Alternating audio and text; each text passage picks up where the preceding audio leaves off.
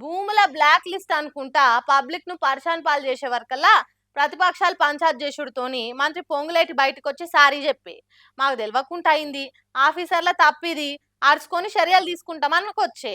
కానీ ఇప్పుడు లేటెస్ట్ గా బయటకు వచ్చిన ట్విస్ట్ ఏంటంటే ఈ ముచ్చట నాకు ముందే తెలుసా అనుకుంటే ఇంకో మంత్రి మంది ముందలకి వచ్చి మాట్లాడిండు. ఇగో ఇది ఎక్కడోళ్ళి, ఒకలేమో మాకు తెలియదు అంటే ఇంకోలేమో ముందే తెలుసు అనబట్టే. అందుకే హరీష్ రావు ఇగో ఈ తీర్లు ఇచ్చి పడేసిండు గట్టిగా.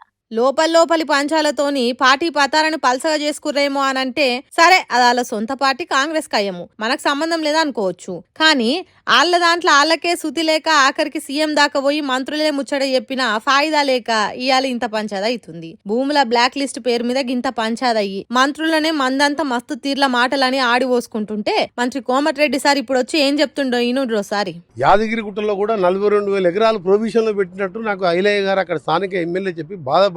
ఇది 3 నెలల కింద ఇది ఇవాళ బయట పెట్టిన ప్రతిపక్షాలు. నేను ఆ రోజు ముఖ్యమంత్రి గారికి చెప్పిన యాదగిరిగుట్టలో ఈ విధంగా 42,000 ఎకరాలు ప్రొవిజన్ అని చెప్పి తాత ముత్తాతల ఆస్తులు ప్రొవిజన్ లో పెట్టినని చెప్పి ఆ ప్రాంతాల్లో రైతులు ప్రజలు మధ్యతరగతి వారు యాదగిరిగుట్ట మున్సిపాలిటీ నిద్రపోకుండా ఎమ్మెల్యే దగ్గర నా దగ్గర తిరిగి తెస్తే గతంలోనే నేను చెప్పిన. మీరు ఇప్పుడు ఇవాళ చెప్తున్నాను, ఆ రోజే చెప్పి దాని గురించి మీరు లేదు మీరు భయపడద్దు నేను దీపిస్తానని ముఖ్యమంత్రి గారు.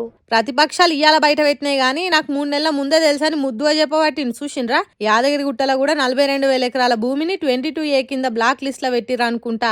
అసలు ముచ్చట ఆలస్యంగా ముంగటేసింది. ఇట్లా ఈ ముచ్చట మీద హరీష్ రావు సార్ ఆడుచుకుంటా ఇది ముఖ్యమంత్రికి తెలియకుండా జరగలే కదా. స్వయంగా కోమటిరెడ్డి వెంకటరెడ్డి ఒక మంత్రి గారే చెప్తుండు, 4 నెలల కిందనే నేను రేవంత్ రెడ్డికి చెప్పినా మా యాదాద్రి జిల్లాలో 40,000 ఎకరాలు ప్రావిబిషన్లో పెట్టిండ్రు, 22Aలో పెట్టిండ్రు అన్నాడు.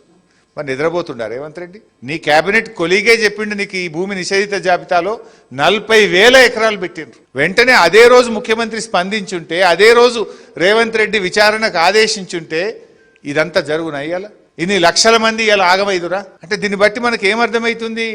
రేవంత్ రెడ్డి పొంగిలేటి గారు ఇద్దరు కూడబలుకొనే ఇది చేసిండ్రు అని ఇవాళ స్పష్టంగా మనకు అర్థమవుతుంది. మంత్రి కోమటిరెడ్డి ఏమో 3-4 నెలల ముందే తెలుసని, పొంగులేటేమో నాకు తెలియకుండా అయిందని మాట్లాడే వరకల్లా రేవంత్ పొంగులేటి ఇద్దరు కూడా ఇదంతా చేసిర్రు అనుకుంటా పాయింట్ టు పాయింట్ మాట్లాడి లాజిక్లతోని ఒక్క తీరుగాడుచుకున్నారు హరీష్ రావు. మరి సొంత పార్టీల మంత్రులే గిట్లా మాట్లాడి అప్పుడే సీఎం కి చెప్పినా అనంటే మరి ఇంట్లో ఎవరిది తప్పో కుల్లా తెలిసిపోతుందిగా అనుకుంటా. ప్రతిపక్షాలే కాదు పబ్లిక్ కూడా పోస్టులు వేసుకుంటా రోస్ట్ చేసుకుంటా బ్యాండ్ బజాయిస్తురు హ్యాండ్ పార్టీని.